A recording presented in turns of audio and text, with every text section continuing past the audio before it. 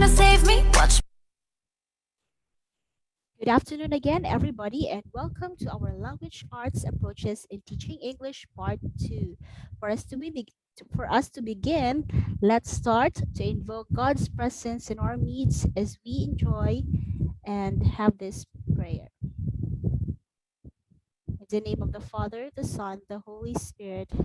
Amen. Lord God, we open our hearts, minds, and souls to worship you. Thank you that today we dwell in your kingdom and live in your presence. Thank you for allowing us today to meet and share our knowledge and time with one another virtual.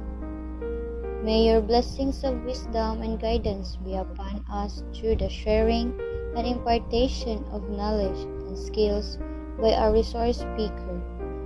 We pray for those who are suffering with sickness to not succumb to the risk of the virus. As we exercise the good sense that you in mercy provide, may we also approach each day in faith and in peace, trusting in the truth of your goodness towards us. We ask this through Christ our Lord. Amen.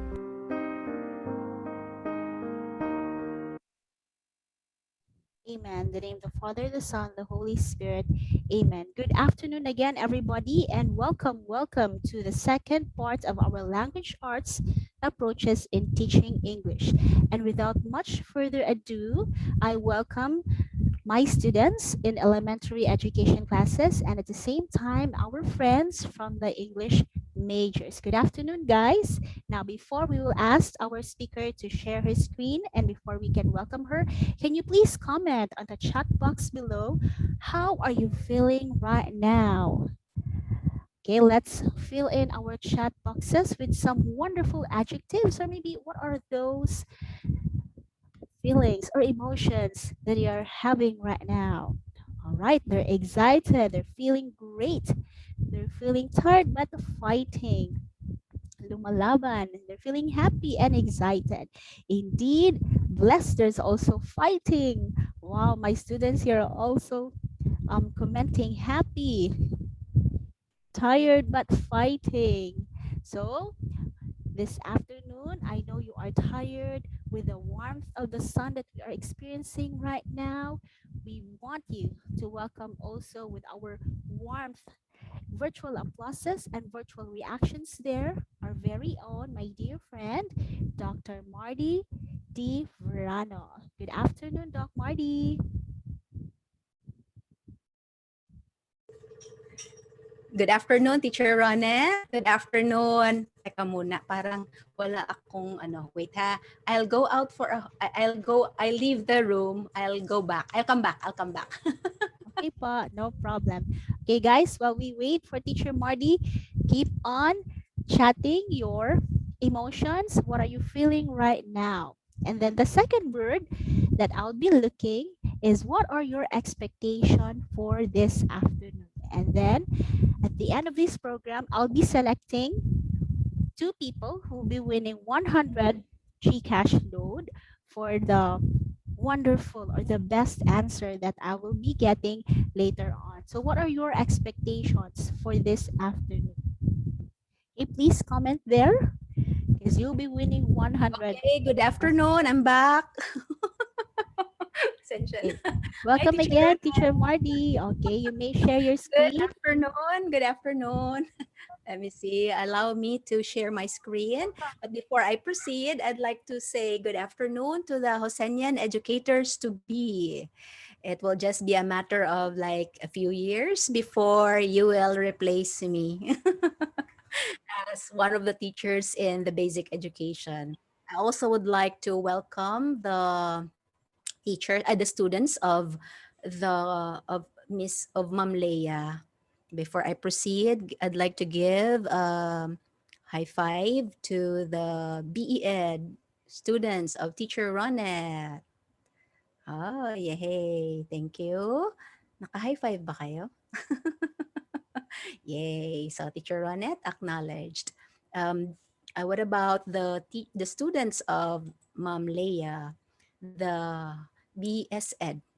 English majors. Okay. So today we are many. I would like to know, Teacher Ronette, if Ma'am Leia is also present in our session, or Yes it's po, just Doc this. Marty, she's around. Good afternoon, Ma'am Leia. Leia. Teka muna. Good afternoon, klaro na. Good afternoon, Ma'am Leia. Good afternoon, Teacher Ronette. Before I proceed, I'd like to check if my audio is clear. Is my voice loud enough? Clear? Okay, clear as clear as your love affair. As clear as your love affair. Okay, very good. So this is supposedly our second meeting. Although during the first meeting, I was only with the BE Ed students of Teacher Ronette.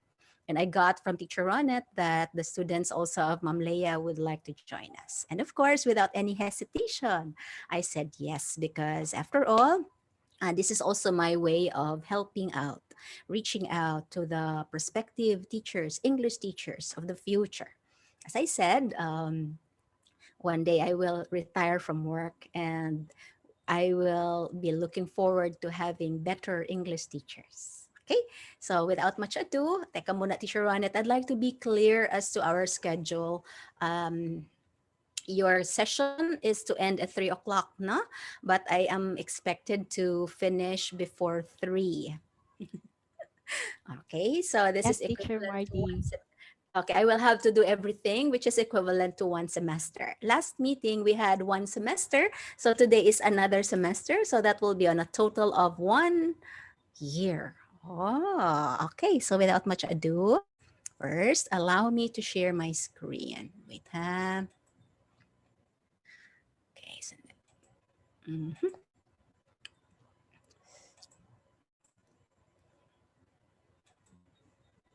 Share screen. Wait, teka muna.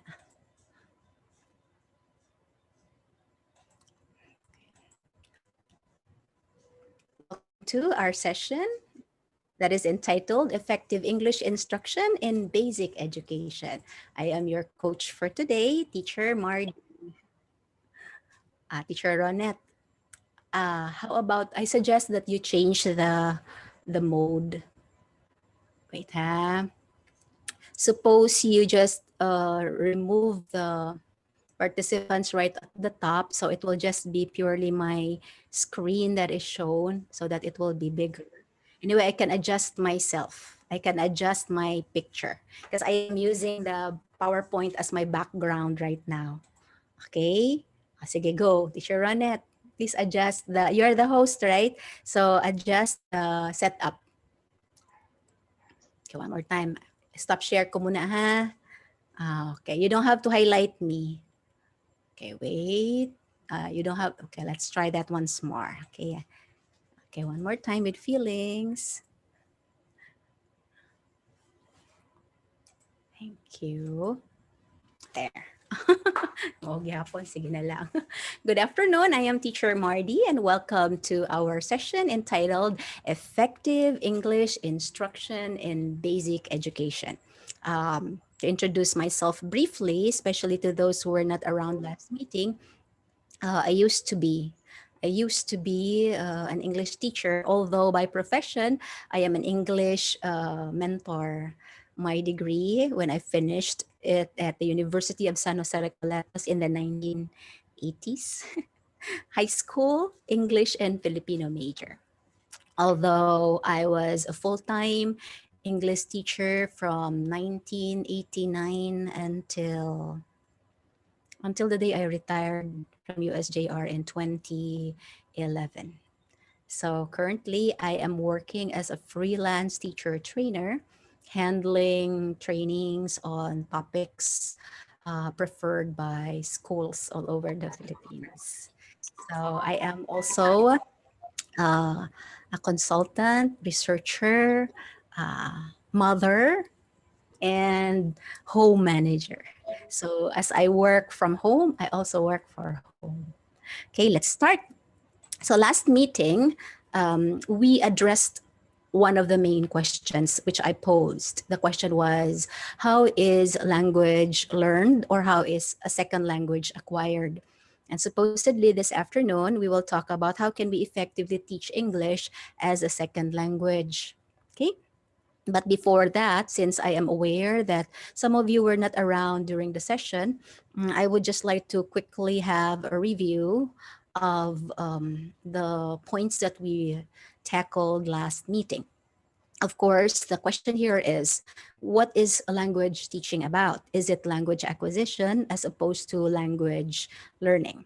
Okay, for one, you should know that language acquisition is similar to the process that we had when we learned our mother tongue or our first language. There was no formal instruction, everything was done interactively. Your immediate caregivers, your loved ones interacted with you so that your learning of the first language was done in an informal setting and the process was natural. Despite the lack of formal instruction in the mother tongue, we acquired the language naturally. And now we speak perfect Bisaya. So the process of learning the mother tongue or the first language is considered to be natural and spontaneous and interactive. However, since we already mastered our first language, any language that we learn or try to master after the first is always considered to be the second. So if you're learning English or even Filipino for that matter, English or Filipino would be our second language, or there is no third language. Okay? Any language that you learn after your first is always considered second. Now, when it comes to learning English in the Philippines, since English is not spoken naturally at home, and I think when you were born, your parents spoke to you in your mother tongue. So, where did we start learning how to speak English? We learned English in the classroom. So, the process of learning English became not quite similar to the first. That is why we consider it language learning as opposed to language acquisition. And what is language learning like? It is formal. That is why you go to a school. You are taught by teachers who are also not native speakers of the English language. There is the curriculum, there is the test, and you get grades. And that is also not surprising why, after several years of learning English, it still is hard to speak English and express ourselves confidently, especially during interviews. You would also notice that during the question and answer, that would be the most thrilling portion in a beauty contest. A lady would look beautiful until the question and answer portion. Okay, so what is our challenge when it comes to teaching English in the classroom? We are dealing with this unnatural process of language learning as opposed to language acquisition. Just to review, there are theories of language acquisition, which we discussed last meeting. One is the biological time clock or the biological clock of Eric Lenberg. The idea here is our ability to learn or acquire a language is a product of maturation.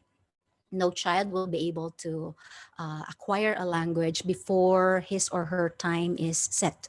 That is why no amount of training would make a 1 year old speak fluently.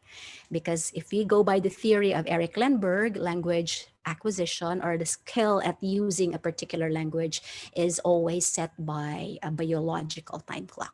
Another is the theory of Noam Chomsky. Language acquisition device or LAD. Theoretically, there is this part in our brain. Well, there is also this neurological structure that would support language acquisition.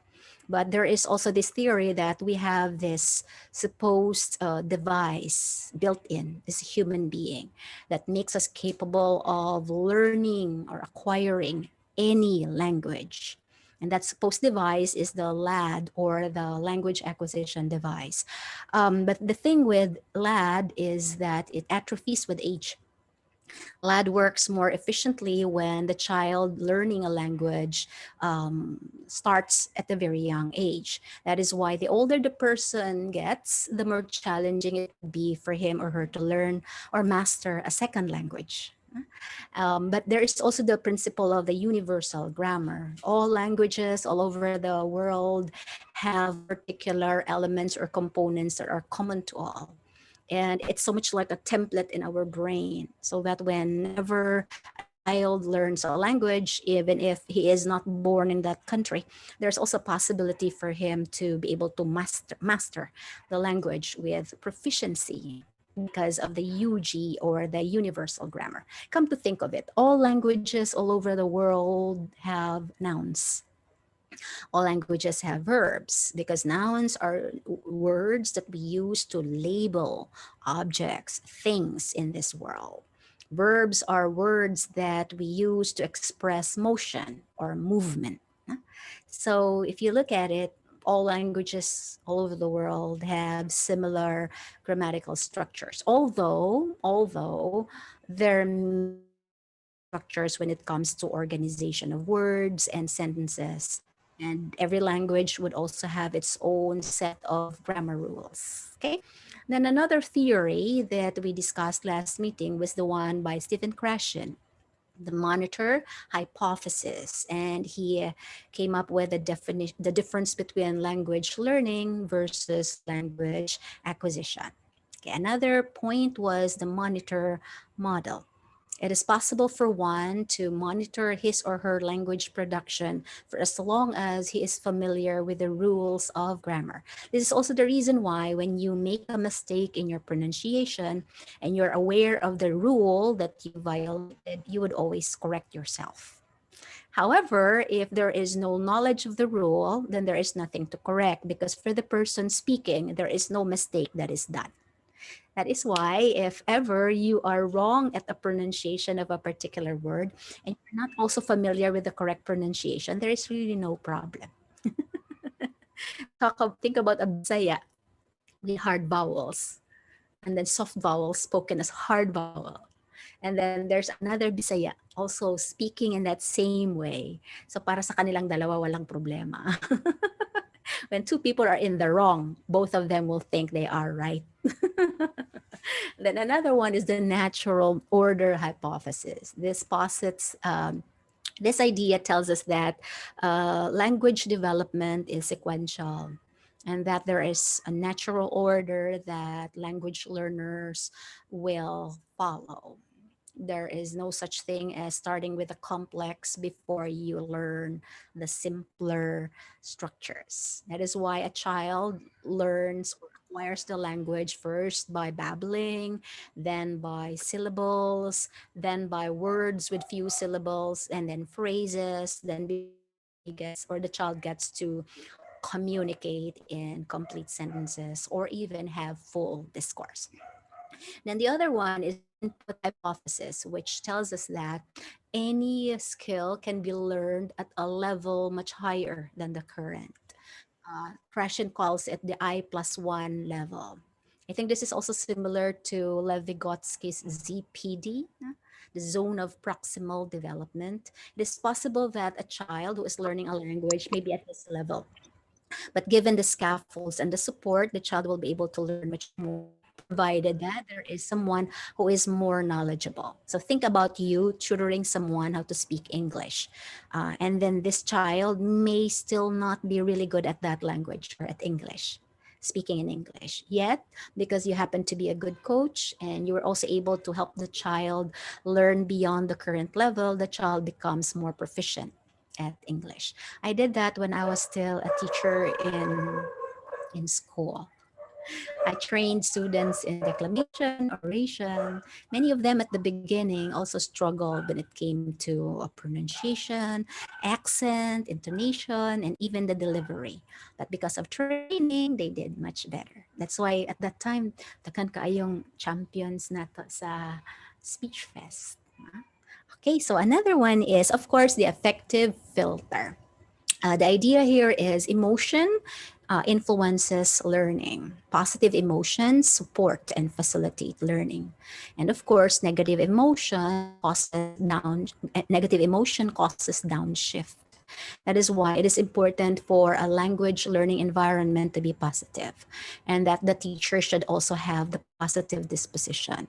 Because if the student feels threatened, the student feels intimidated, there is also this possibility that the child or the student learning the second language would feel even more self conscious and will not learn the language as expected. This is now connected to Schumann's acculturation theory. I think I made a mistake in the naming last time. I called him Jack when supposedly his name is John. Pasensya na po. I'm really poor at remembering names. Anyway, Schumann's acculturation theory highlighted the importance of social connection or social relationship. When a person learning a second language feels relaxed and he is supported by the people living in that place, for example, and the language spoken in that place is the target language of this new person in the community. If the person gets to be supported and the person also is feeling welcome. There is positive social interaction. There's the high possibility that this person who's learning the new language will learn faster and much better.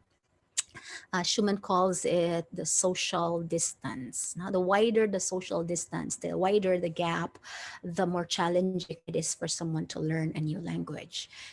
Think about it. If you were in a classroom and you have a teacher and you have classmates who would always laugh at your mistakes, or a teacher who would really get angry if you would not get the right pronunciation.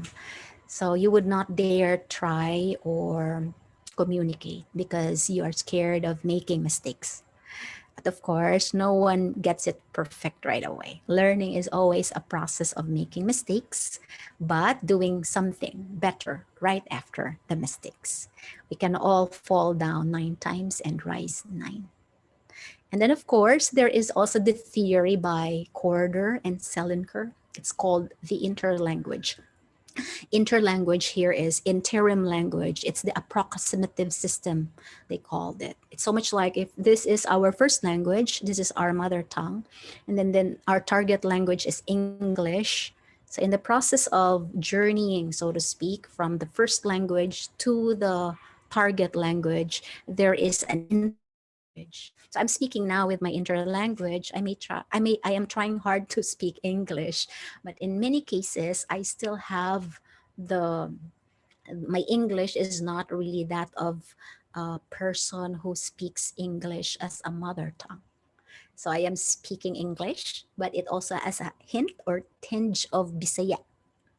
So the farther you are from your first language, the nearer you are to the second language, the more you will sound native like. So think about a child who was brought to the United States, siguro in the Philippines when he was like until 5 years old, 6 or 7, he spoke proficiently in the mother tongue Bisaya. But after several years of staying in the United States, uh, the interlanguage would now become actual, natural language, and it would not even sound the first language because at this point in time the child already has acquired the native like fluency, so to speak. So if you really want to learn a new language or another language, you have to start young. Otherwise, if you start learning a second language at my age, it's gonna be hard because it's very hard, especially when it comes to the accent. Okay, that's why if you apply to call centers and you want to be a call center agent, one of the exercises or drills that you will have there is more on doing the accent so that you will sound native like English. Okay, and then of course these are the theories that explain how language is acquired. So this afternoon we will move on to the process of teaching. And before we can teach effectively the English language as a second language, there is also a need for us to understand the theories of language teaching and language learning. Think about it. There are two sets of theories and principles. There are theories and principles that explain the process of how a child acquires the second language or even the first language. And since we are not native speakers of the English language, there is also a need for us to understand the theories and principles that govern the process of teaching and learning another language. And that is the focus of our session for this afternoon. In case you have questions, please do not hesitate to chat. Write your questions in the chat, and I'll try my best to answer. After siguro some time, I will pause and look into the chat to answer some of your questions. As I said, this is good for one semester. Okay, so there are three theories when it comes to language teaching and learning. There is one we call structuralist behaviorist theories, the set of theories that are related to the behaviorist approach. Then there is also the cognitive nativist theories and the theories of interaction and emergentism. Okay, let's have that one at a time. If we speak of language teaching and learning, following the structuralist behaviorist approach, the focus is more on the language structure or form. Okay, so in particular, we think of grammar or syntax. And the approach is more on analyzing, focusing, describing, diagramming, segmentizing. So, what are examples related to the structuralism, structuralist approach to language teaching? When you learn your sounds, when you teach in the elementary level, you help the students get familiar with the short and long vowels, the consonants, the diphthongs, and you train the children on how to read the initial sounds, the final sounds, and then the medial sounds, especially if you are going to teach them beginning reading. In high school, we focus on those sounds that we think our students are having a hard time at. So, for example, among Bisaya, it's much easier for us to say the hard vowels, but it can be a challenge to say the soft ones. That is why if you say ah, as in man, it takes some time before we get the hang of it. But I say min, that's very easy. Bisa i, u. Mga bisdak, matitigas ang dila. I, u. This is also the challenge in spelling sa mother tongue. Because how do you spell ulo? Ulo. It's pronounced as ulo, but it could be written as ULO. So, sakit sa akong ulo. When spoken naturally, it's u. So, that's it. So, in English, yeah, we Cebuanos, Bisaya, will find it easier to say i, u.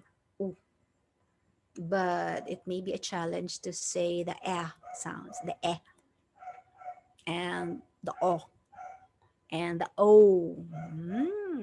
You go to the bakery, you say, can I tagpila ng cake?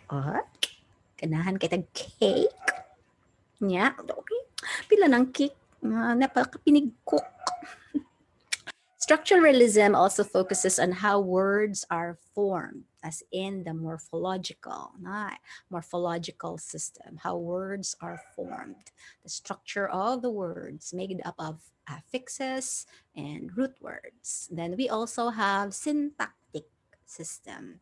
We say syntax, we mean structure or grammar. So when your focus is on the sounds, when you focus on how the words are formed, when you focus on structure, the sentence, how the words are arranged in the sentence, all this has something to do with language structure. And then when it comes to teaching, the approach is likely to be behaviorist. Behaviorist approach in language teaching would require the teacher to have drills or exercises. That is why you remember when you were in high school, your teacher let you memorize tongue twisters? Tongue twisters, the use of tongue twisters is one of the behaviorist techniques. Twister of twist, once twisted a twist, and the twist that it twisted was a three twisted twist. Now in twisting this twist twist wouldn't twist, that twisted and twisted wouldn't twist the twist. No. Memorize ko dyan na pag high school pa. Even pag college. Katong before when I was still a college student, we had one subject, like speech and oral communication. One of the exams for us was to do the recitation of the different tongue twisters in different vowel sounds. Can you imagine an imaginary menagerie manager managing an imaginary menagerie? Kasi ka-relate ninyo diha. Huh? So, structuralist, behaviorist approach or theories. So, if you are into this theory or approach, what you are likely to give drills. That approach wherein you let the students underline the subject once and the predicate twice, that is structuralist. You let the students encircle the adjective and draw an arrow to the noun it modifies, structuralist. You let the students take a test on conjugations, like write the present, past, and future. That is very structuralist. Ganon din sa Filipino. By the way, you may be English majors or you are thinking that you are preparing yourselves to become English teachers. Pero by default, if you will work in the private schools, you will be asked to teach also Filipino. So, ganun din sa pagtuturo. Pareho lang ang teorya at mga prinsipyo. So, halimbawa, sa Filipino, ganun din. Isulat ang perpektibo, imperpektibo, at kontemplatibo. Naglaba, naglalaba ng hayhay. Oh, bakit? Sige lang panglaba di mang hayhay sa kumain, kumakain na bus. And this is also very, very traditional. Needless to say, highly teacher-centered. That is why if you are going by the structuralist behaviorist approach, you cannot make mistakes as a teacher because you are the model.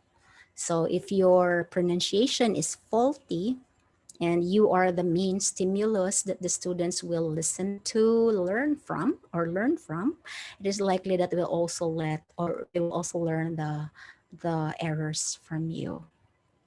Think about the errors of our teachers before, which we until now are still having. When I was in grade school, I often heard the teacher say embryo sa science. Embryo. So I thought that was the proper way to say it.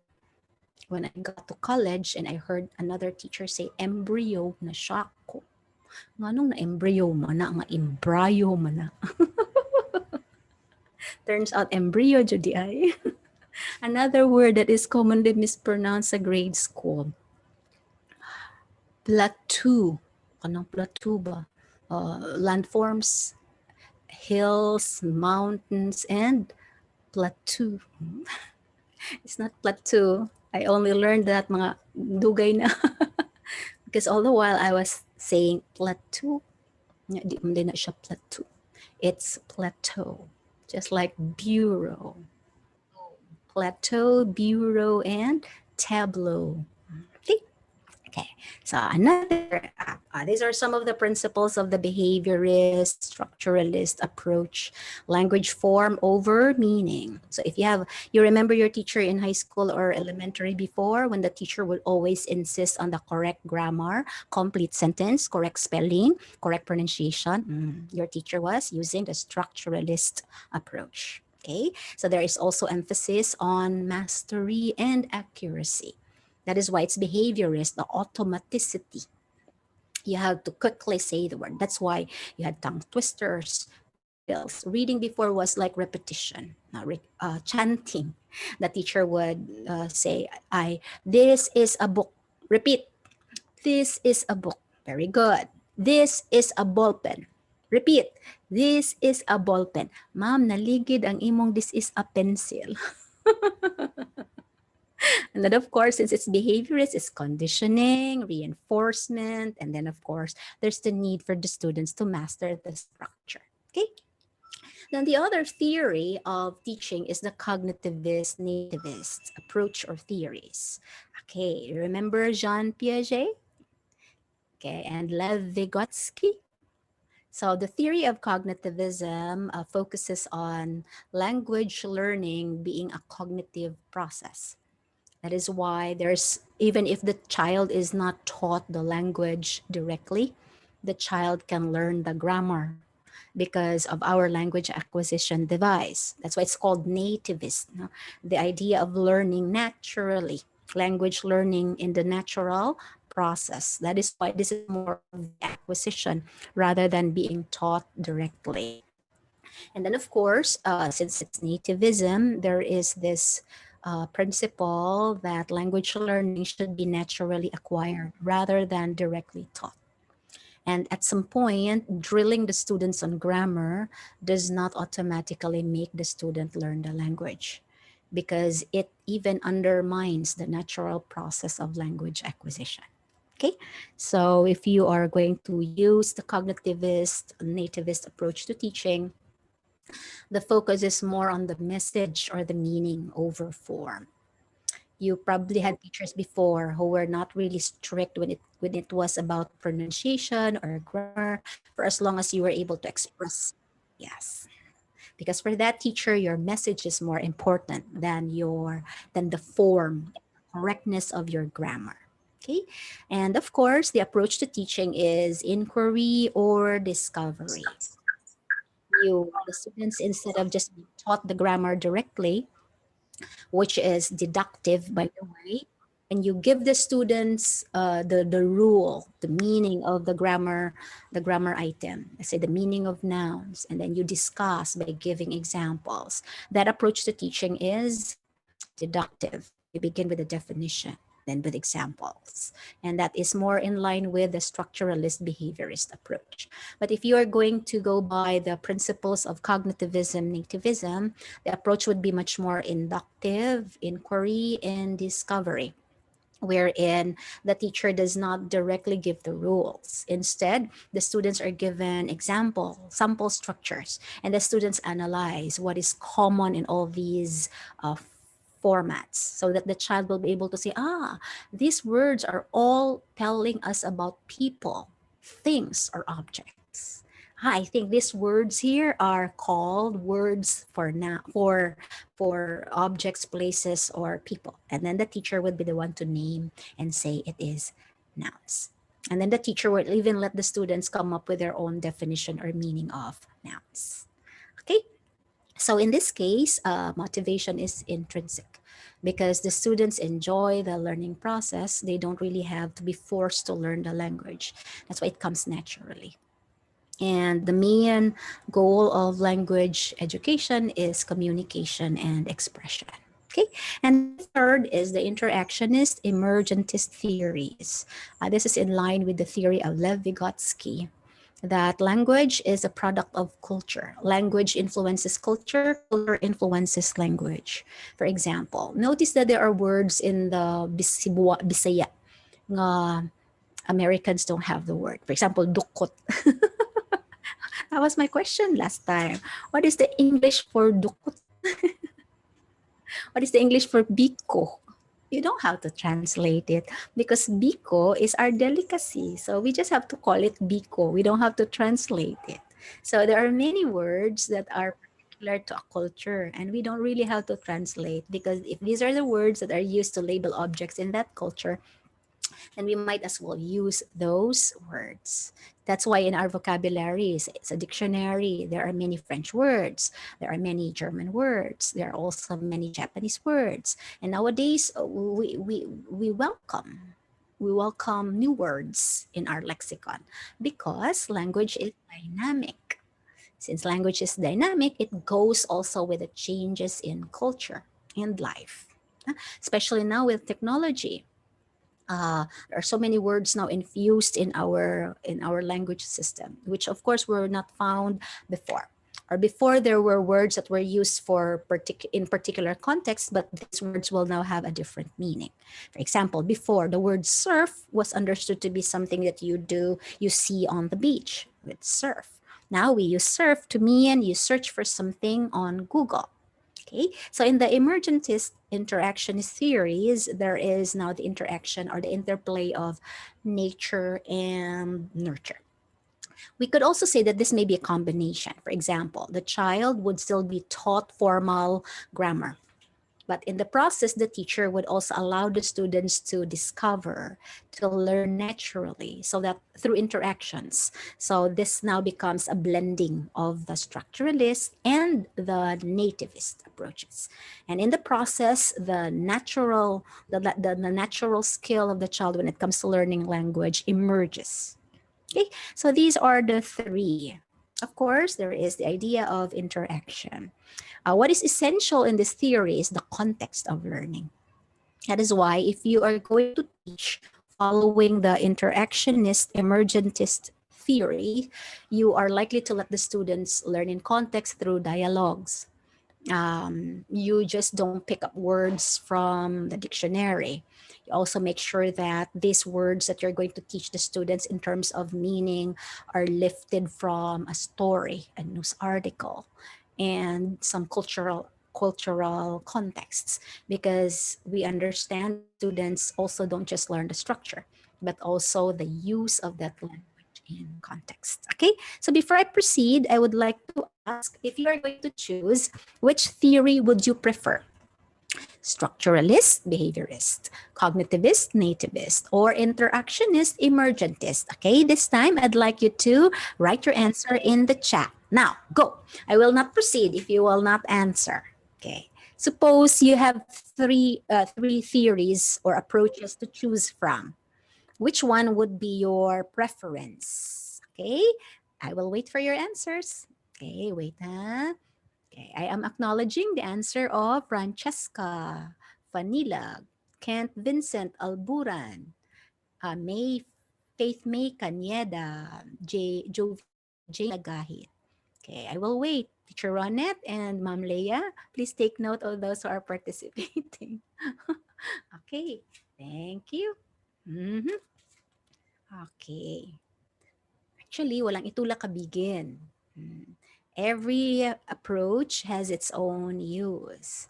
But sometimes our teaching style makes us lean or prefer a particular approach. Mm-mm. For example, if you're the type of teacher who wants correctness, you also like the students to have some kind of mastery, then the structuralist approach is much more suitable for you. But if you like the students to explore, to have their own way of expressing, you like to give them some freedom, then you can go for the cognitivist nativist approach. Or if you want a combination, like you still would like that the students focus on grammar and at the same time consider their own creativity and at the same time use language in context, then you can go for the third, which is the interactionist emergentist theory. Thank you. Okay, I think many of you chose cognitive nativist. Okay, noted. Okay, very good. When it comes to language teaching in the basic ed, let's say you're handling the BE ed, you're handling the elementary level, the elementary students rather. You're going to teach them English, grade kindergarten, preschool, grade 1, 2, 3, 4, 5, 6. There is the tendency for the teachers to focus on the structuralist behaviorist theories at the beginning, because there is really a need for the students to master the code and the sound. For example, when the child sees the symbol, the written code, and then the sound that goes with it, especially when the child is being taught phonological awareness. And what is the better way to train the child on the connection between the symbol and then the sound? Okay, drill. So we really cannot say that we should favor cognitivist theory because it's much better, because every approach serves a purpose. Okay, that is why when you teach later on in the lower grades or even in the higher grades, go back first to what is your intent, what it is that you want the students to be able to learn ultimately. If you really want the students to master the correct pronunciation of words, then at some point it will really be structuralist cognitivist, structuralist behaviorist in approach. But if you want the students to use grammar rules to express themselves in writing paragraphs, descriptive, argumentative, then you can go for cognitivist. But if you want the students to interact in a setting, let's say you want to prepare them for a job interview, then it's going to be more of the interactionist, emergentist approach. Okay, so at this point, before I proceed, are there questions? Points of clarification? Wala. Wow. Okay, then I will proceed if there is no more question. But if you have questions, you can write them in the chat. If you're shy, you can directly put the question in the chat box directed to me so that I'll just be the one to read it and I will not mention your name. Okay? So before I proceed, where are we now? Okay, yesterday, last meeting, we talked about the theories of language acquisition. Today, I just had with you the theories of language teaching and learning. Why? Because theories influence the process of language teaching and learning in the classroom. Remember that our students are learning English unlike the L1 process. Learning English unlike the L1 process. What does that mean? We are teaching them English, yet we are also learners of English. You know what I'm talking about?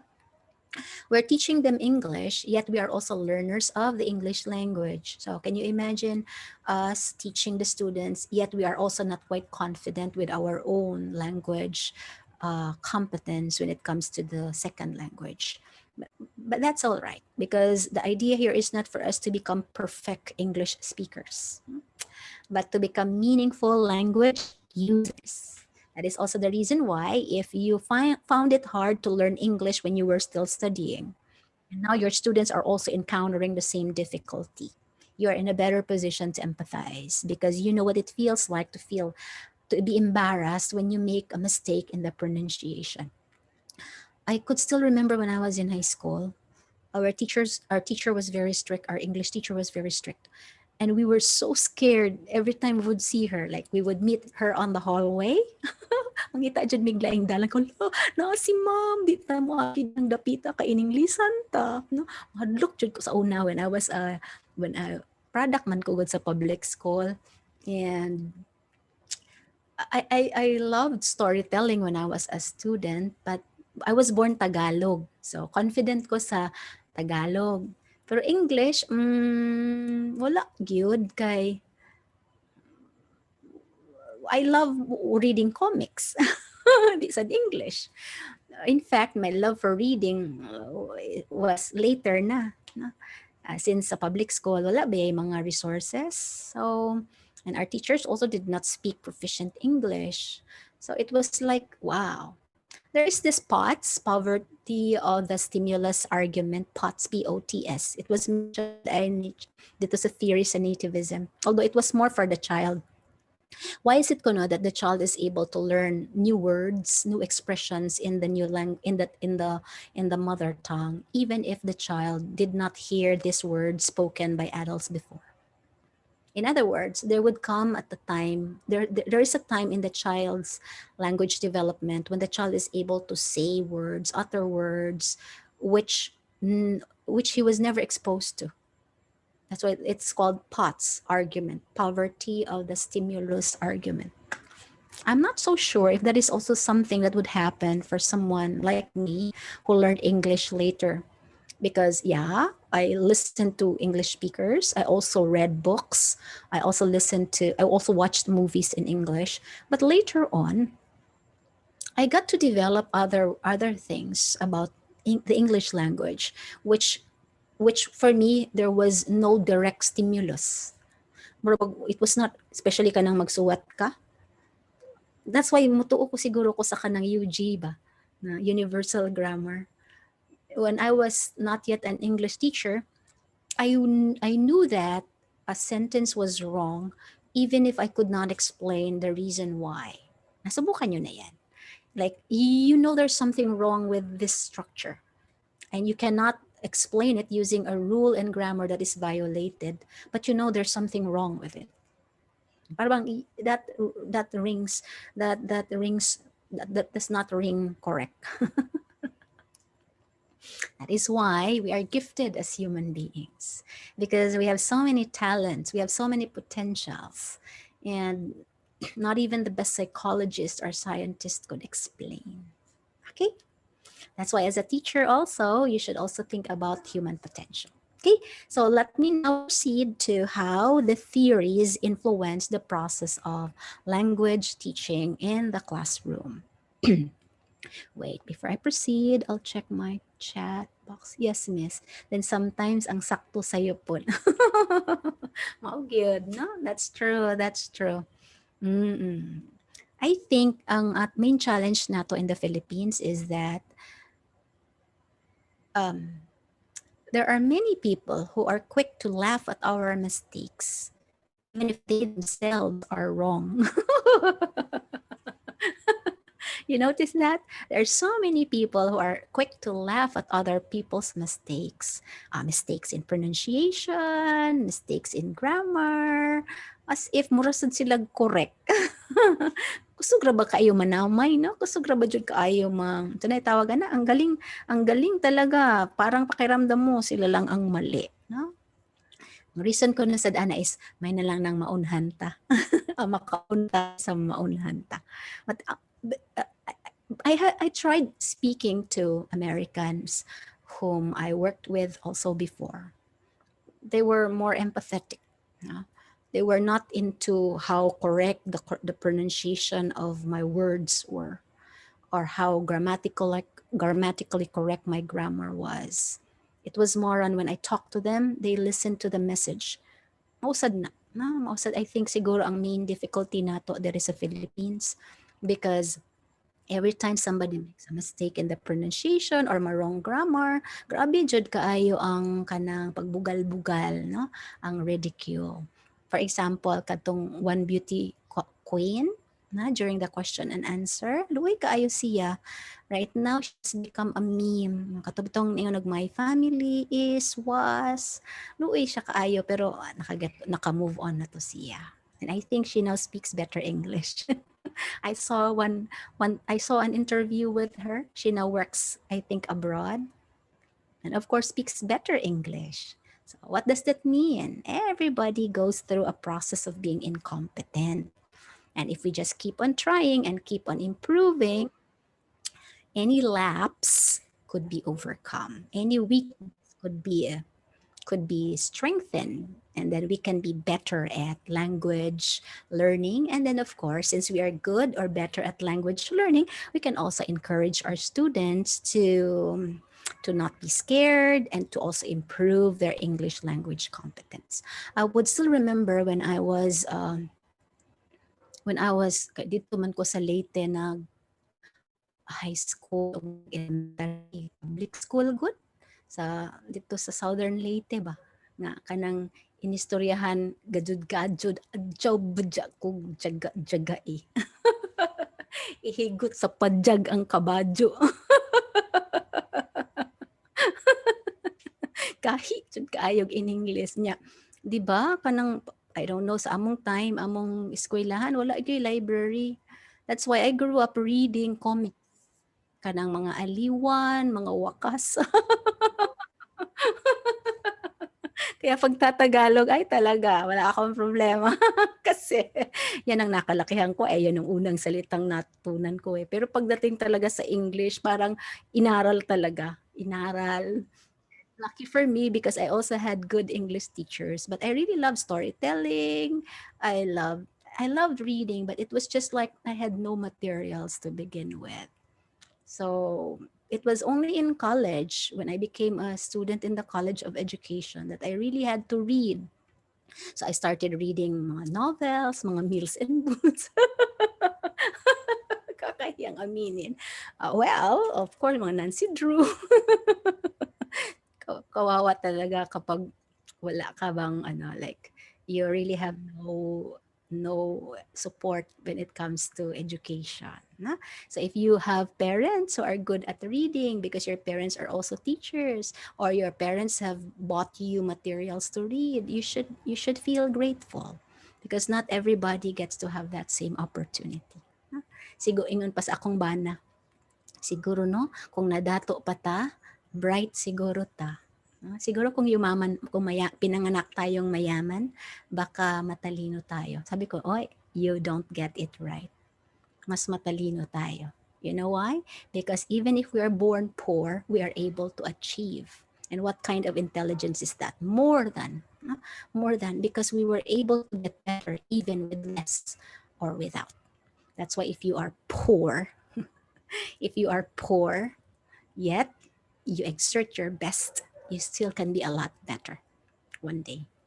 Okay, so don't let poverty be an excuse for not being better. Okay, tandaan niyo yan ha. Kasi baka sinasabi, poor man ko, no? Kaya, many are saying, pag-eskwela ka sa USJR or sa San Carlos, dato ka, kay mahal ba yung tuition fee?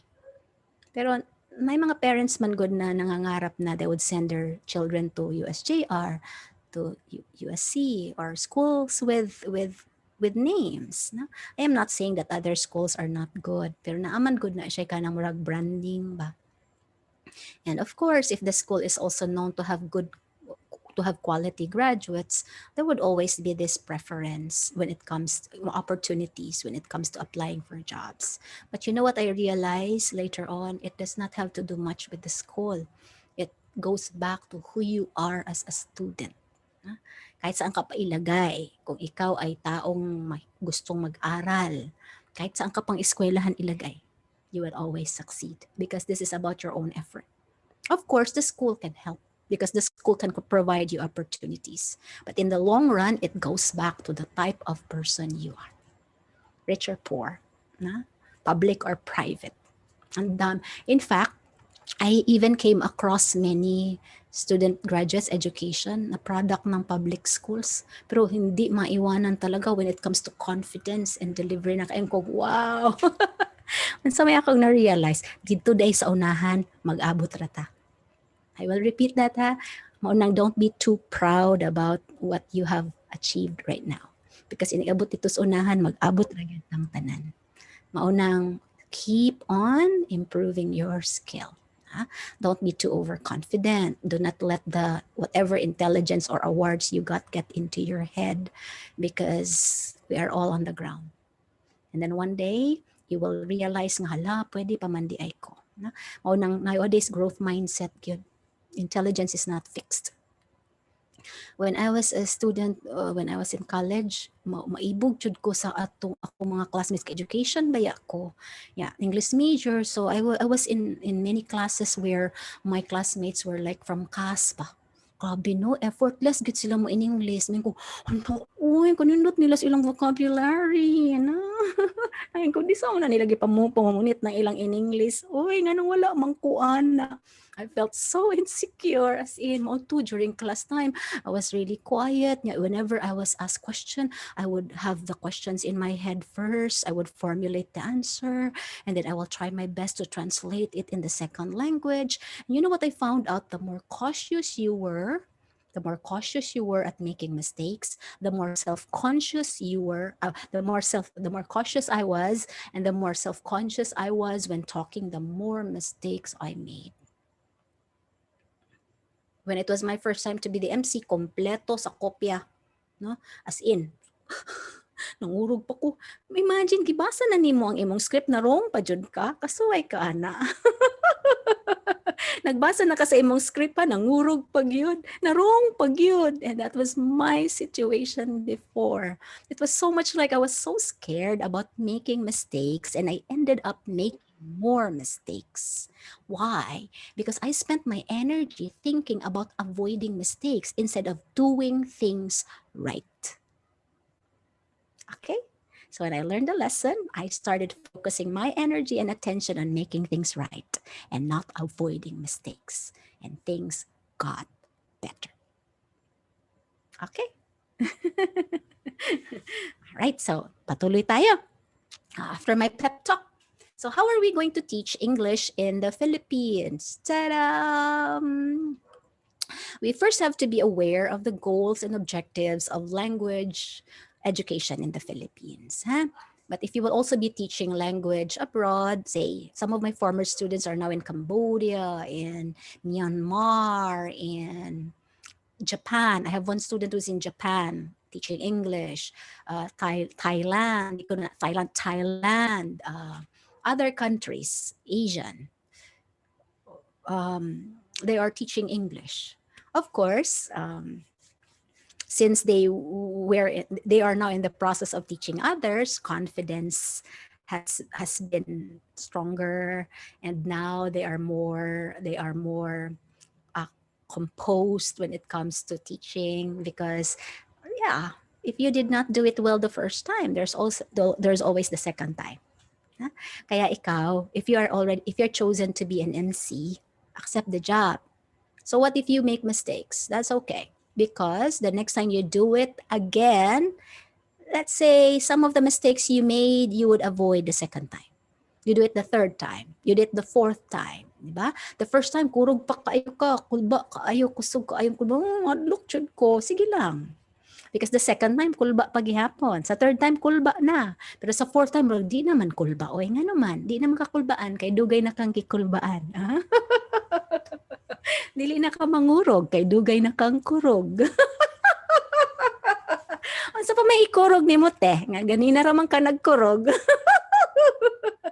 Para yung tipong hindi mo na kayang saktan pa ang matagal nang nasasaktan. Ganon. Kaya sa katagalan, hindi ka na matatakot. Kasi ano pa ikakatakot mo, matagal ka ng takot. Kaya mas nakakabuti na talagang subukan mo. Na? Don't stay in your comfort zone, because your comfort zone is not really comfortable. True magic happens outside that. Okay? Life is risky, but only those who take the risk are bound to succeed. Okay? So let's go back to the idea of language education in the Philippines. So we go back to the original. What is the goal of language education in the Philippines? Okay, first, there is what we call as, ayan, there is what we call as communicative competence. Okay, I think you've heard of that. If it was discussed by teacher Ronette with you or Ma'am Leia, we have CC, or communicative competence. I check the pronunciation using Youglish, Youglish, because if there is a word in English that you don't know how to pronounce, and there's also confusion as to how it should be pronounced, you go to Youglish, Yougill, YouTube, Youglish, Youglish, so that there will be many video clips there that would show you how the native speakers have said or uttered the word. And I check the word communicative. Okay, communicative competence. So this is the ultimate goal of language education in the Philippines, be it Filipino or English or even mother tongue. Oh, thank you for that, teacher Nettie. Youglish. Okay, what is to be communicatively competent? There are four components of CC.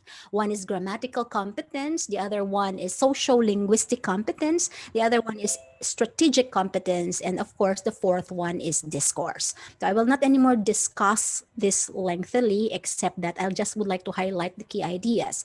So to be communicatively competent, one should have grammatical competence. In other words, we should be able to speak in correct English, to speak and write in correct English. And when we say correct, it suggests structure, the knowledge of grammar, rules, and conventions and mechanics. That is why even if one has great ideas, but whenever he speaks in English, there are errors. We could still not consider the person cognitively competent. So it is important that even if you are not an English major, BE Ed, no, because you are a major of all areas, you should still have grammatical competence. This is sometimes called linguistic competence. All the more for those who are BS Ed. Na? You're expected to master, at least ba, acquire some degree of mastery or proficiency in grammar. How do you develop your grammatical competence? It's not by memorizing the grammar rules. It is by getting yourself to be exposed to materials. And what is that? Reading, because the more you read, the more you activate your UG, your natural ability to absorb the structure. That is the reason why sometimes you hear some people say something wrong grammatically, even if you cannot explain the reason why. It just does not register properly. So what is one of the ways to effectively learn grammar? Read. And I say read, don't read kanang mga naa diha sa Facebook. Read good books, no? Invest in good reading materials. And nowadays there are so many e-books. Gabi, no? If I only had good eyesight, I would be reading more. Make sure that every week you read books, you improve your vocabulary, you come across a word that is new, and then you try to another context until such time that it becomes part of your vocabulary naturally. So one cannot be considered grammatically competent if one has errors in grammar. Let's just say if the errors are corrected, the errors are hypothetical. But the moment you know the correct spelling or the correct way of saying it, then it should be corrected. For example, one of the things I did not quite understand before was if you have a sentence with two verbs like I watch the sun go down. I watch the sun go down. And I was thinking, why go down when it is sun? If sun is singular, and it should be goes down. And then of course I was wondering, no, that's why for some time I was like, I watch the sun goes down. Then in my mind I said it's not the right way because I read many articles which had a tenor similar to I watched the sun go down. I watched the child cry. I heard the child cry. I know at that time I knew that that was the correct way to say. I just did not know why. But of course, I would always go back to the instinct. I would follow what I have in my mind rather than my reasoning.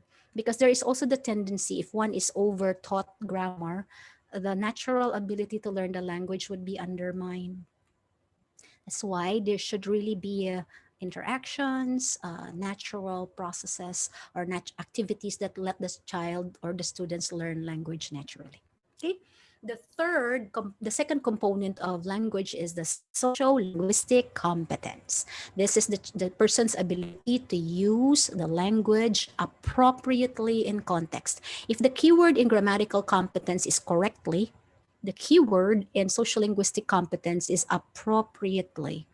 Use language appropriately in context based on the social role. Notice that when you speak to your mother and when you speak to your friend, the register is the same. You have a different way of talking to your mother, to the people in the house. You also talk differently when you talk to your teacher. And this is also the problem with young people communicating to the teachers. Mura jug dungan, no? Kung maka-text, murag pariharatag edad.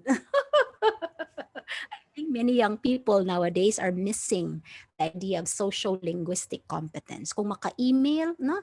Wala pala gini mo miss gihatag ang material. Oy, inaana sa murag demanding ra. Pwede naman to tumingon og miss nanghatag na dae kag material, wala lagi ko kadawat. Oh, miss nakadawat lagi sila nganong wa ko. Big question mark pag niya tulo ka buok. Wow, grabe siya no. Medyo may pagka-demanding. Supposedly, the way we talk to people, the way we communicate, whether oral or written, should be bound by social conventions. No? Tact, saying the right words at the right time and in the right tone and manner. Do you know that when we communicate, it's 20% words, 80% nonverbal? Okay, it's not just about what we say. It's also about how we say it. And I think many young teachers nowadays are skipping on that. This is also the reason why nagkakaroon ng conflict, nagkakaroon ng misunderstanding. Babasahin ng teacher parang wala man itong modo. Pero para sa bata na sumulat, nag-email kay teacher, nag-send ng text message or sa messenger, okay lang sa kanya. Well, you should be mindful that there is such a thing as social-linguistic competence. It is the ability to use language appropriately in context. Of course, one should be courteous. One should be aware of the social rules. If you talk to someone who is older than you, what is the manner of speaking? If you talk to someone who is a figure of authority, what is the manner of speaking? Because you can be correct when it comes to your grammar, but you could sound rude. Okay, I think that's the point. One can speak in correct grammar, pero rude ka. And that would not register well to the person whom you're talking to. Okay, this is also what you should remember when you have, lalo na sa mga BS Ed, later on you will have students in high school who will be under you. You're young as a teacher, they're also young. There's a tendency for you to be overly approachable so that you forget the boundaries. So kung makachat kayo sa Facebook, parang pareho kayo ng edad. So how would you expect the students to respect you when you don't put you don't put some delineation when it comes to how you will be treated, words when they communicate. Na? Ingon panis, I think it was Stephen Covey who said, um, people treat us by what we allow them to. Ano? Nakalimutan. We are treated by what we allow. I'm not sure if I got the words right.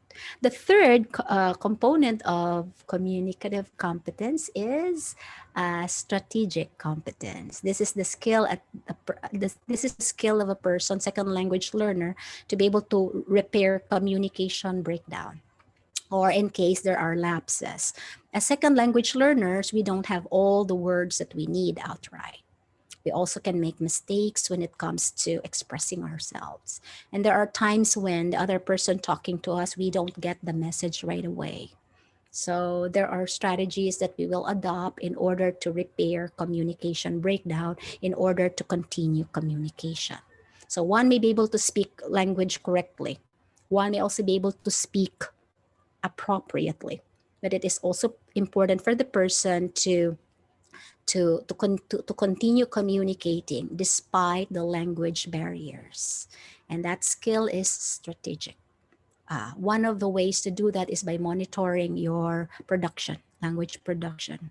That is why sometimes, have you tried this? When you are talking to somebody and then you sense that the other person is not getting what you're talking, you pause and say, did you get what I say? Did you get what I mean?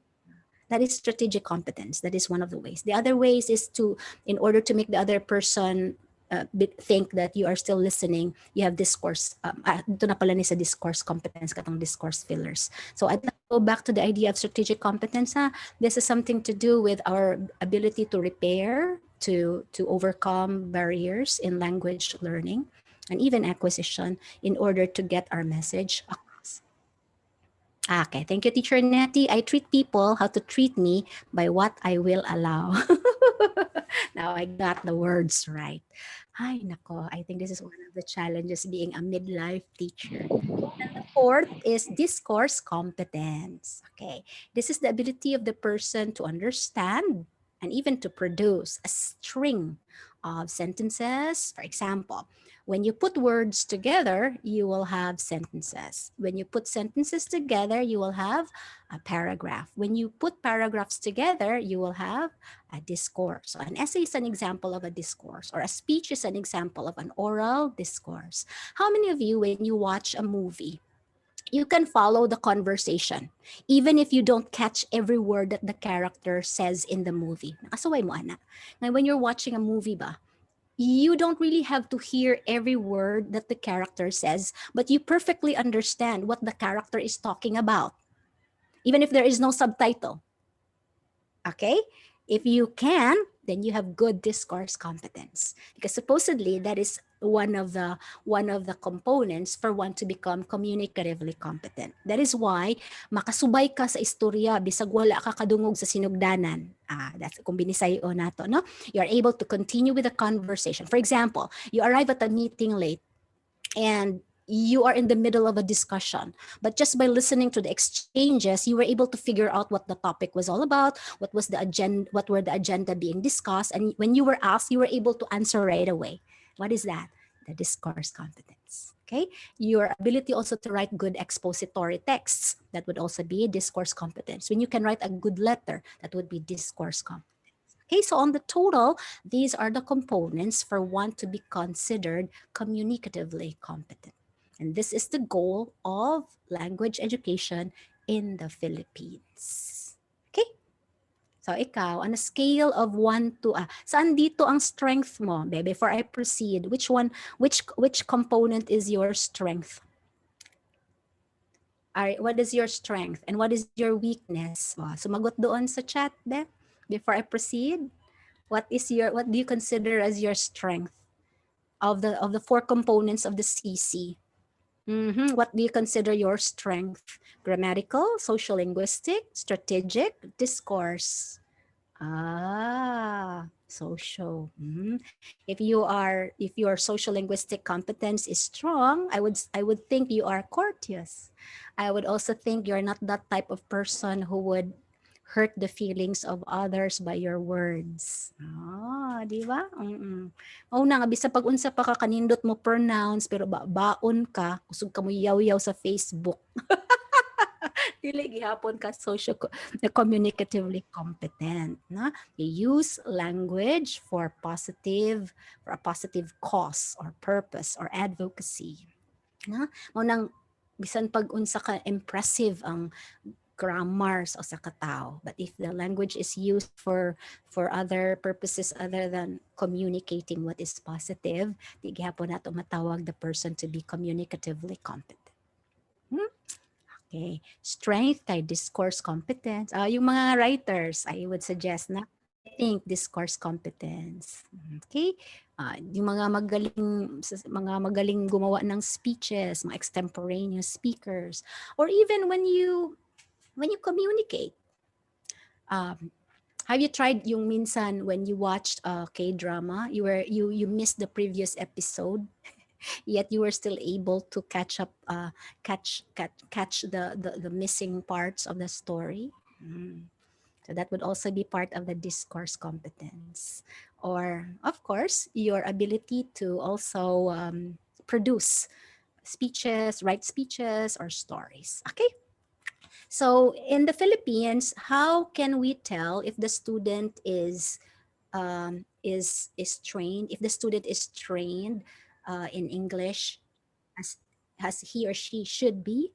The trademark is communicative competence. Okay, so dili lang grammar mo nang tan-awon. If you will check our standards, the standards cover everything, not just grammatical competence, but also social linguistic, discourse, and strategic. Okay, so that's it. So when we go back to the theories of language learning and teaching, then we focus on the goal or the ultimate goal of language education in the Philippines, which is communicative competence. The next question is, how are we going to teach? When it comes to teaching, we have what we call the curriculum elements. Okay, what are the curriculum elements? Okay, there are three main curriculum elements, regardless of the subject. Okay, whenever we speak of curriculum elements, there are only three. Competencies.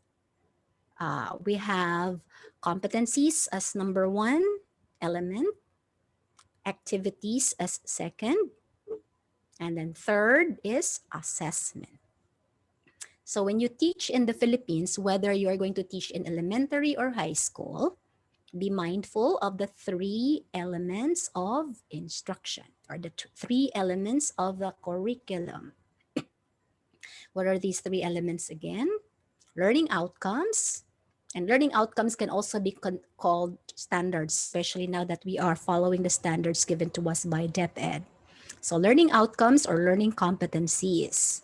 And then second will be the activities. And then the third is assessment. Okay, first, when we speak of standards, we mean the institutional and the mandated standards. Where are the standards coming from? They come from DepEd.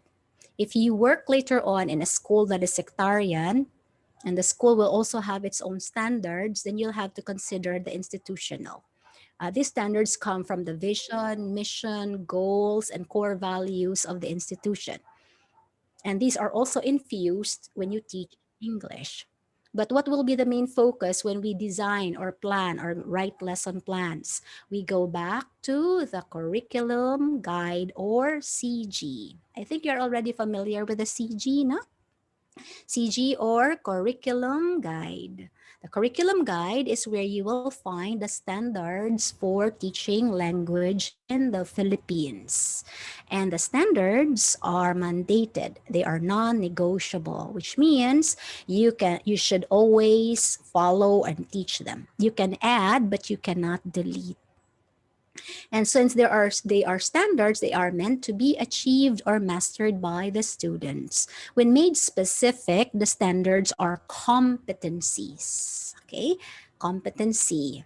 It's not competency. I think I always hear some people mispronounce the word. Instead of saying competency, it's competency. Competency. Okay, let me now shift my ay wait ha. Wait, before balikan ko muna ito. Okay, so competency. And what is a competency? The competency embeds both the target skill and the content or concepts to be learned. For example, if the competency goes this way, supply words or expressions that complete an analogy. That is a competency, and it is DepEd's competency. What is the verb or the skill that the student should develop? Supplying, describing, identifying, using in sentences. Supply words or expressions that complete an analogy. Given that competency, what is the concept to be taught? Of course, analogy. So by just reading the learning competency found in the CG or curriculum guide, the teacher will be able to focus on the skill, which is the verb in the learning competency, and then the concept that is embedded. The strategy to do that is called unpacking. By looking at the learning competency, you will know what to focus on. Okay, as soon as you already have the target skills and then the target concepts and values that you should infuse, you are now ready to move on to the next element. And the next element will be on the activities. Teaching and learning activities. If you have activities and these are sequenced according to which one should be done first, second, until you end the session or the lesson at the end of the week, then there is a process. There is a process. So these are not just like random activities you put together in a class. The activity should be sequential. The activity should also be progressive so that on Monday, the students are introduced to the skill and then the concepts. Tuesday, Wednesday, the students' skills and understanding are further deepened. Thursday, the teacher could conduct a formative assessment. On a Friday, which is the last day of the week, the student would now be ready to take a graded assessment. So the process of teaching or learning can be progressive. Progressive means it is sequential in such a way that the students graduate or raise the level as he or she progresses along. Obviously, the first day of the week would be simple and would be introductory. The second day or third day or fourth day of the week will now be the deepening. Then the last day is when you synthesize and you let the students take a graded assessment. Anara ka simple og magplano ta, my dear students. Now, you don't really have to complicate because there are three essential components. Teacher Mardy, what about the content or the topics to teach? Where do they fall? They fall under the standards and competencies. What about the resources? Okay, good question. Where do we get the resources? The resources are based on the activities. Okay, if you want the students to read a story so that you can teach the students about the plot, then the story is the material. And what is the activity? Reading. If you want the students to understand, let's say to watch a video, then the video is the material. And then the activity is viewing the video. And if you're going to let the students write sentences using a picture, the picture is the material. The activity is the writing of sentences. So you don't really choose the resources right away. You choose the resource in relation to the activity. Because supposedly it's not about the number of activities, it is in the quality of interaction. Nowadays, since it's new normal, I've been training teachers on how to select resources properly. It's not about like hodgepodge. You get one resource here and then nindot lagi ning kahot, magkahot ko be, ay ganahan ko aning kuan, magquiz isad ko. No, you're not supposed to just choose any resource. You have to go back to your activity because your activity is also based on the standard or learning competency. And when you do that, you are aligned and you don't really have to give the students too many activities. The third component of the curriculum is assessment. And I think you already have had input on assessment, no? There are two types, formative and summative. When it comes to the three are interconnected. Okay, let me show you how what I mean. If you're going to teach, let's say, grade 4 English, you go back to the learning standards. What is the target learning standard for grade 4 this week? It says there, use compose sentences using verbs. Compose grade 4 niya, grade 4. First quarter, if I'm not mistaken. Compose sentences using verbs. That's the learning competency. I will repeat. The learning competency is compose sentences using verbs, grade 4. What is the skill? Compose. What is the topic? Verbs, sentences. In other words, nowadays we don't get the topics from the book. I will repeat. We don't get the topics from the book. Where do we get the topics? We get them from the MELC, or the most essential learning competencies. And these are in the standards. Okay, as soon as you already have the topics from the learning competency, you can check the book for additional information. But the book must not be the first source. Do you understand? Because nowadays we are streamlining the curriculum. In the end, we don't need too many grammar lessons. We also don't need too many activities. We only need those activities that are essential. By essential, we mean they have to be taught because these are the ones with enduring value. Say enduring, they are transferable in real life. So as soon as you are sure about what skill, because that the skill is the verb, and then what topic, because the topic is based on the concept that is taken from the MELC or the learning competency, then you are already, the next move is for you to think about what activities am I going to let the students do so that by the end of the week, they can compose sentences using verbs. Remember, what is the main verb? Compose sentences. So Monday, what should the students do so that later on they can compose? What activity? Tuesday, what activities are they going to do so that by Monday, by Friday, they can compose? Wednesday, Thursday. What do we mean by those? Those activities that you conduct during the week prior to the graded activity is called scaffold. No? They are scaffolds. What are scaffolds? They are supports, meaning to say if the students are not yet ready to compose sentences, then you have to provide the students the support they need in order for them to successfully compose sentences. That's why when you give them the graded activity or the graded assessment, no student is going to fail because prior to the graded task, there was a series of rehearsals. And the rehearsals built confidence and built competence. Okay. Wait, I'll check first what is my next slide. When it comes to language teaching in the Philippines, we're loaded.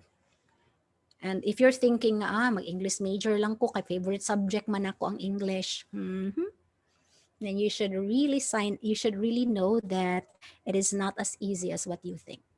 When I was still a teacher in the College of Education, there were enrollees. And since I was the English, the advisor of the English major, they would have to see me first before I would give the go signal for them to enroll and to major in English. One of the questions I would ask was, why? You know what was the most common answer I would get? Because English is my weakness. And then if I will major in English, I will be good at it. Oy, wait, ha? I don't think I got the reasoning right. You're saying that you want to be an English teacher because you're saying that English is your weakness. Oh, that cannot be. You cannot teach what you do not have. I mean, if you will have to be an English teacher someday, then at least language must be your strength. Okay? So don't take up English as your major if you don't love reading, if you don't like studying, if you are also too shy to express yourself, or you're not the type of person who is so keen on improving your language, knowledge of a language. In other words, you major in a subject, you take a subject as your major of specialization because you consider it your strength. Okay, 'kay, there are so many things to study, there are so many things to learn, and there are so many things to teach. For example, what is the scope of the English language curriculum? Scope, meaning to say what topics are to be taught. There are what we call language systems. What are language systems? These are systems that made up a language. So as an English teacher, you are expected to master phonology and graphology. Graphology has something to do with the written code. Phonology has something to do with the sounds. That is why your strength must also be in communication, oral. And I mentioned it last time sa mga elementary. One of the questions asked of me when I applied for a job as an English teacher was how to pronounce the letters of the alphabet. Gipa-recite gyud ako A, B, C, D, E, F, G, H, I, J. Nung H. H karon. H. Na 1, 2, 3, 4, 5, 6, 7, 8, 9, 10. So even the nursery rhymes, I had to recite just to prove to the interviewer that I could pronounce the words correctly. Okay, so graphophonology. You should be good at pronouncing the words. We're not saying that you should be perfect at pronunciation, but at least you already have a good background. Hindi yung medyo nadlilito ka pa kung ano ba to, hard or soft vowel. Another one is semantics, knowledge of vocabulary and meaning. So if you're not a good reader or if you don't love reading and reading is something you don't consider a pastime or hobby, maglisod ka because there are so many things to read when you are a teacher, especially when you're studying. Syntax is grammar. Another one is pragmatics, the use of language in context. Michael Halliday, Airy Fair, in instrumental, representational, um, Airy Fair. Kalimutan ko yung I.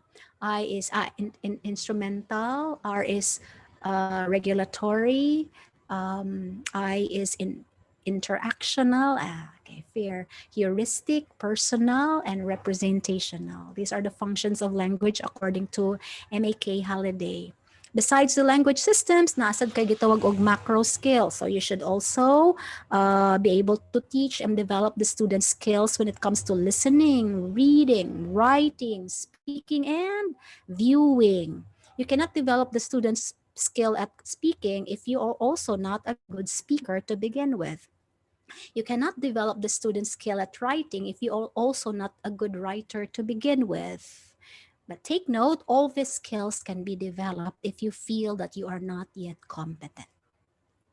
Okay?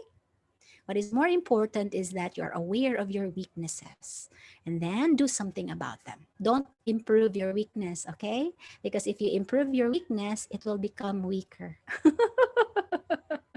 It's so much like something weak would become weaker.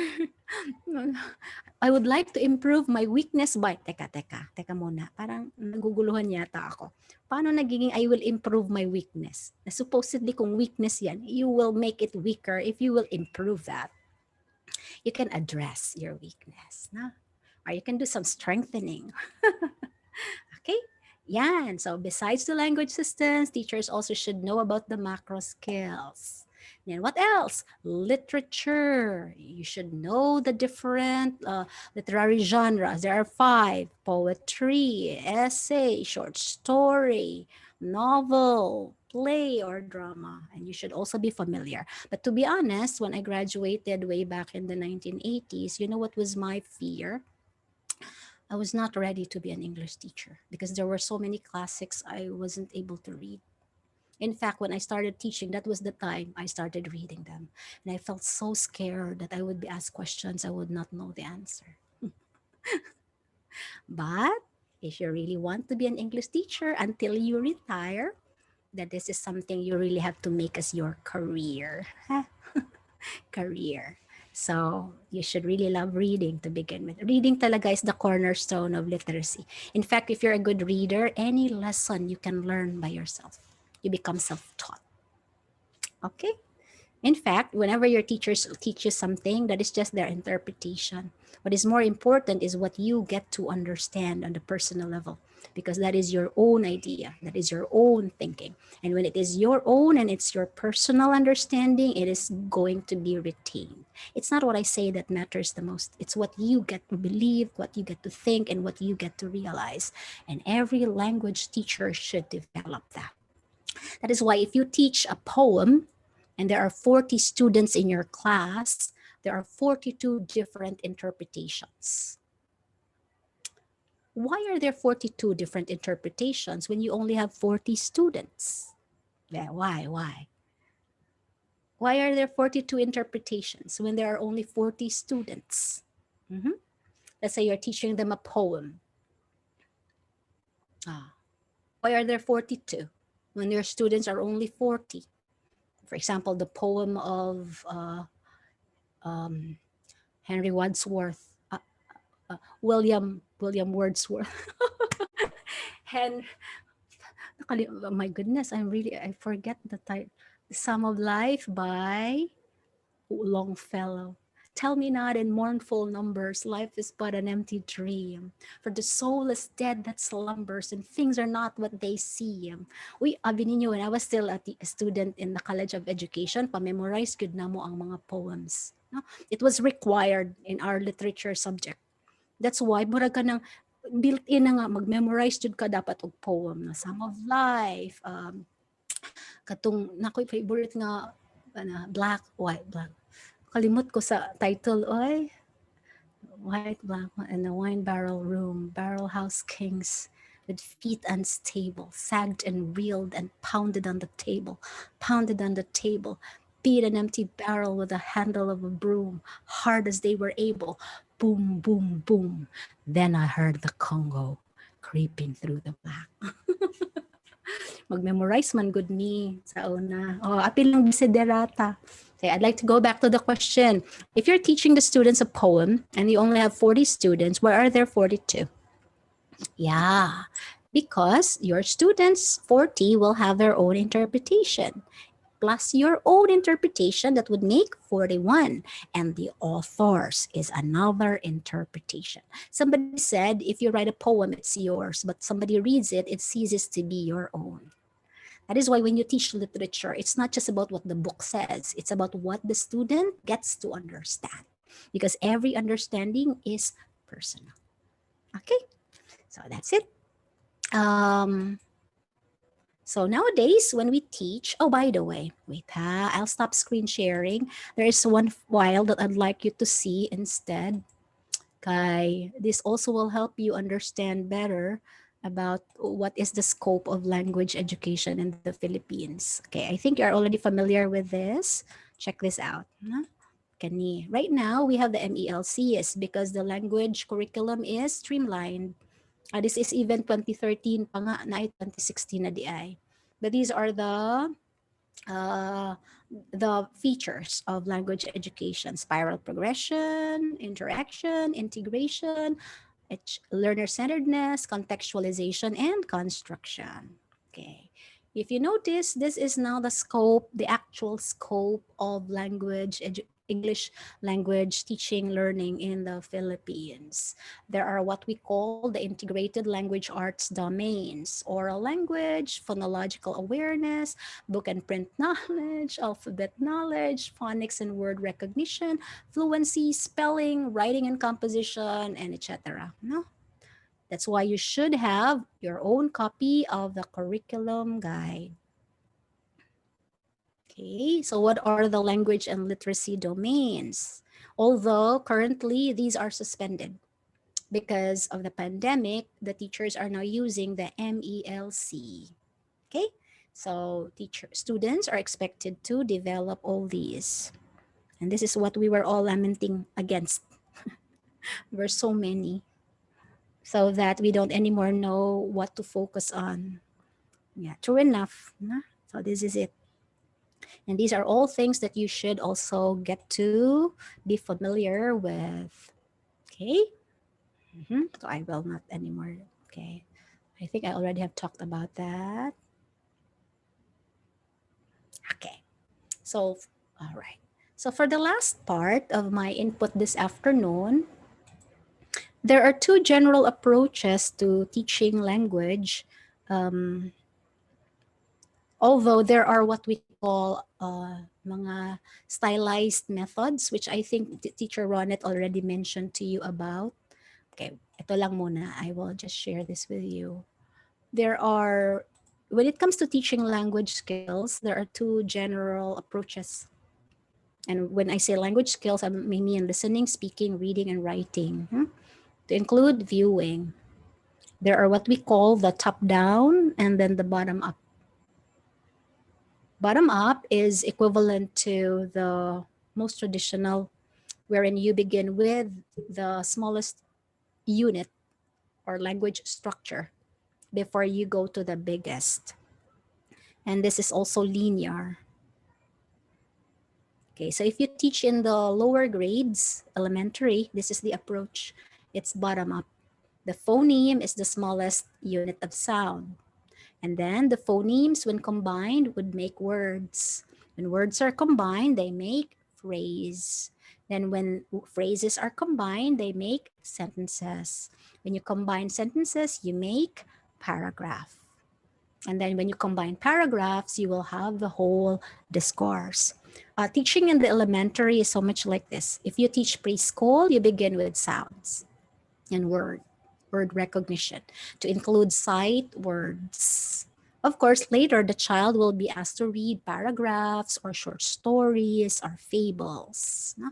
Last would be writing.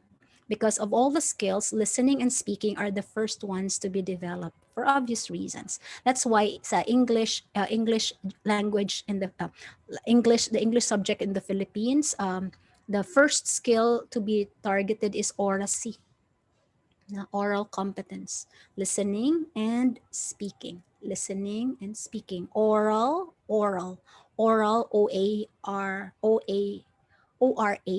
oral, A-U-R-A-L, oral. Okay, so this approach of teaching the language is considered to be bottom up because we begin with language form and mechanics before we rise up to the level of meaning and application. So if you're going to teach listening, speaking, reading, writing this way, you will, let's say you have a story.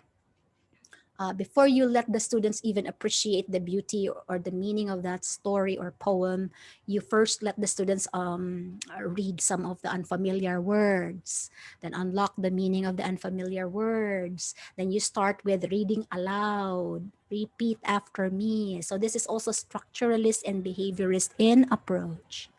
Okay, so as soon as the language form and the mechanics have already been made familiar, then the teacher will now go into reading comprehension. The teacher will ask students questions that will have them that will be about the story or about the poem. Then the teacher will proceed to the application level. Okay.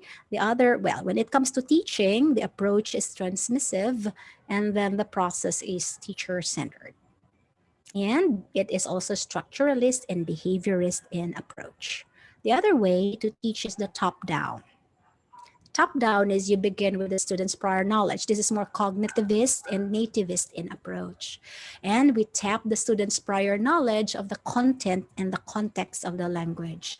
So if you teach top down, you will have to go by the schema theory of the cognitivists.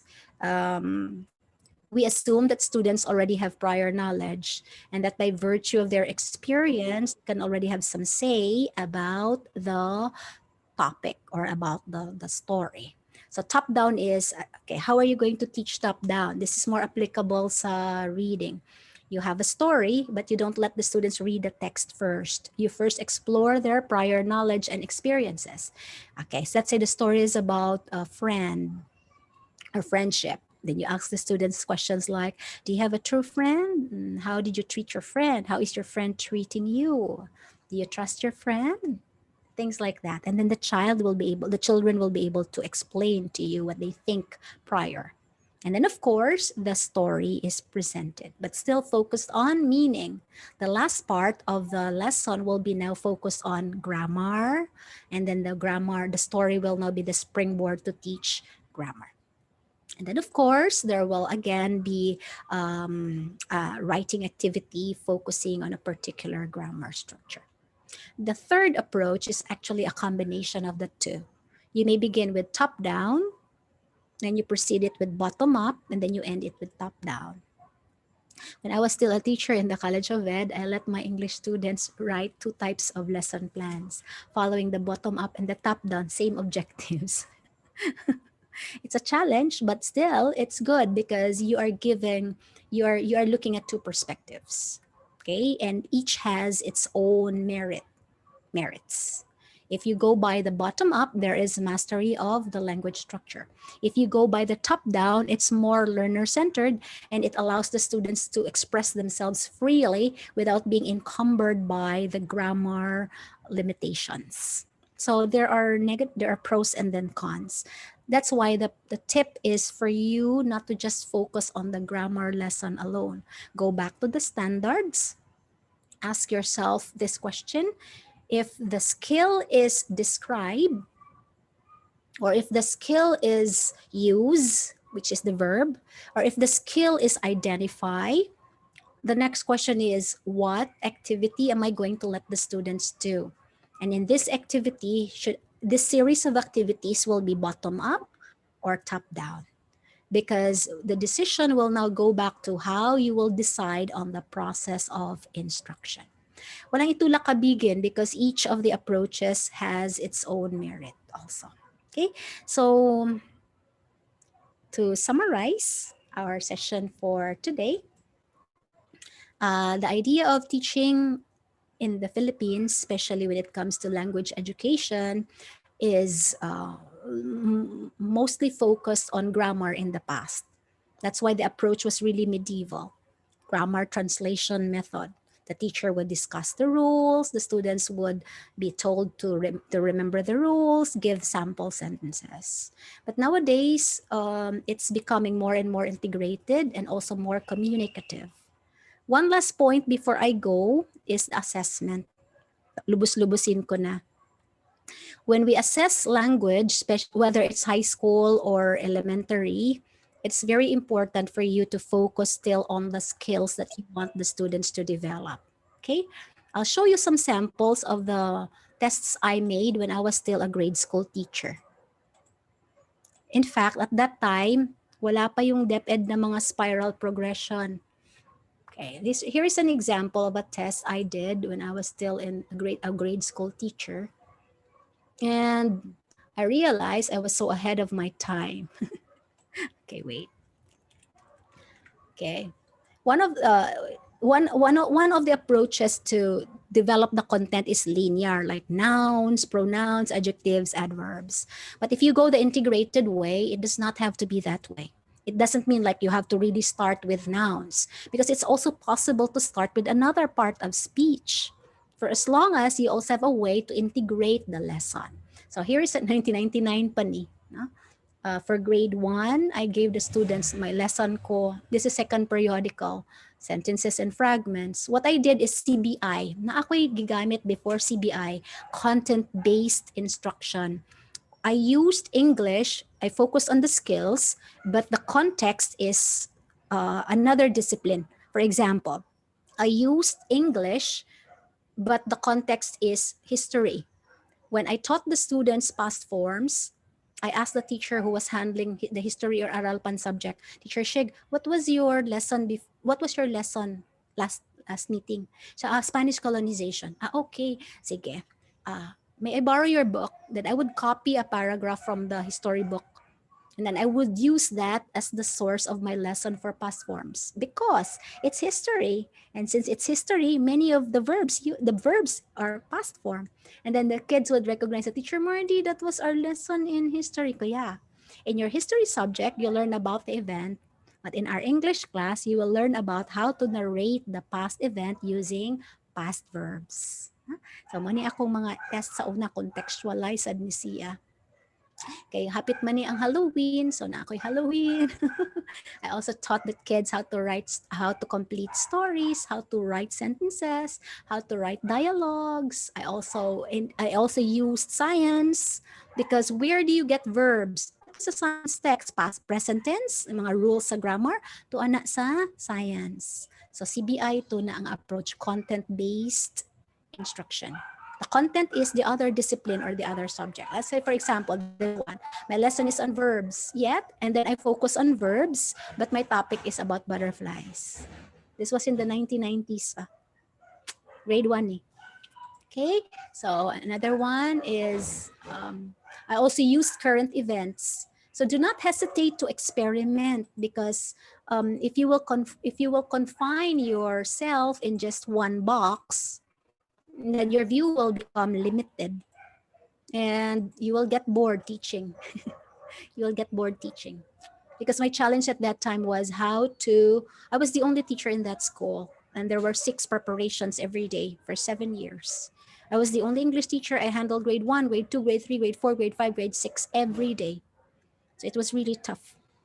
First year of teaching, I wanted to give up. But since I am not the type who would give up easily, I gave it a try the second year, the third year, the fourth year. It was still a struggle as the years went by. But later on, I did not anymore mind the struggle. Not because my situation got better, but because I was getting stronger inside. And after teaching in the lower grades for 7 years, I graduated and I realized that the kids taught me well. As we teach our students, we are thinking that we are the ones teaching them, but you just don't know it. Our students are also good teachers to us. They teach us about a lot of things that we should overcome. You cannot be patient just by reading a book. You really have to exercise patience when you deal with people who are hard-headed. You cannot be optimistic just by reading a book.